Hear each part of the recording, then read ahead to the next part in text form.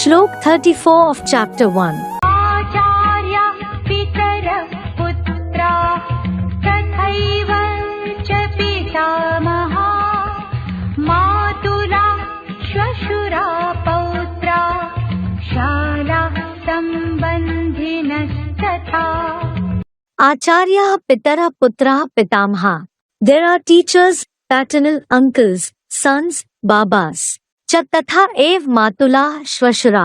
And in the same way, maternal uncles, fathers-in-law, pautra shalah tatha sambandhina, grandsons, brothers-in-law and relatives. Acharya pitara putra, pitamha cha tatha ev. Matula shvashura pautra, shalah tatha sambandhina.